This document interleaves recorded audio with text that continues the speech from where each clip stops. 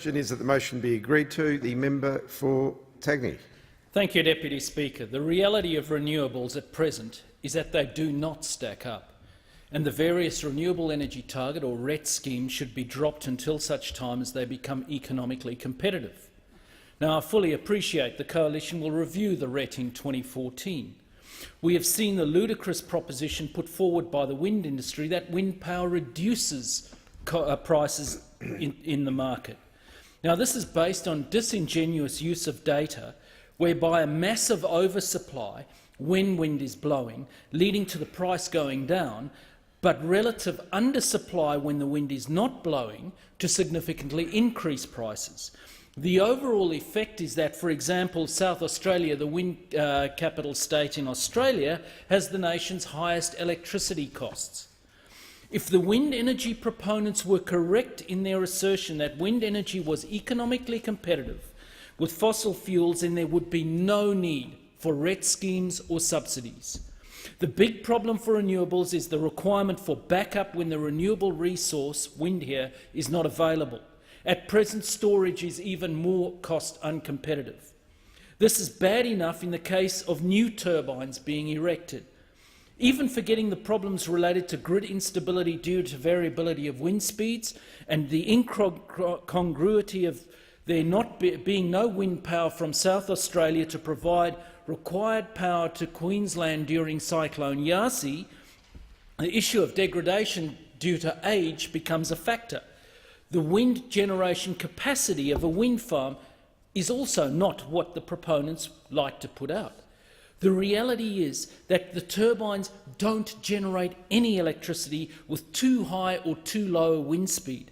The power ramps up and down with increasing or decreasing wind speeds and only has a certain sweet spot in wind speed distribution where it can generate maximum capacity. The average of all of these issues leads to what is known as load factor, or the average power generated by wind turbines. A recent study conducted in the UK and Denmark provides a sobering picture. Data for the cost of wind power at present assumes an economic life of 25 to 30 years. Problematically, the data indicate that the load factor in the UK for new-build wind turbines is around 24%, but after 15 years it's down to 11%. The degradation is large, but can also be catastrophic in terms of bearing or gearbox failures. The numbers required are huge as well. If Australia was to have all of its wind generated using wind, and if the average new build could be smoothed for an average load factor of 20%, then Australia would need over 50,000 5-megawatt wind turbines. What of the victims of wind farms?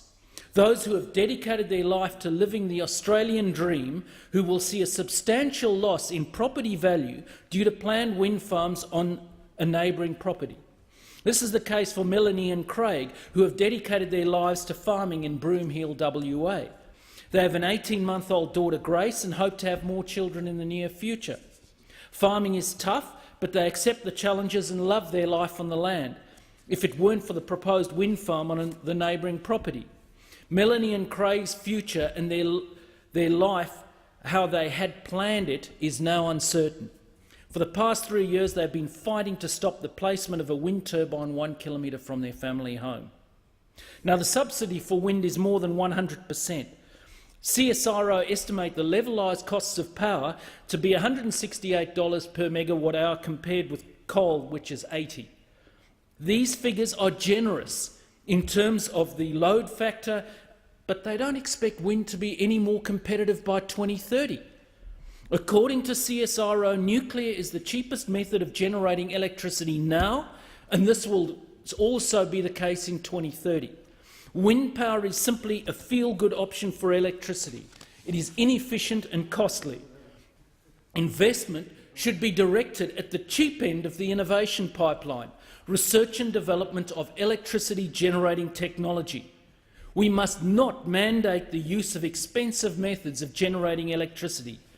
Given economics and the goals for CO2 reduction, nuclear has to be considered. I thank the member for Tagney. The question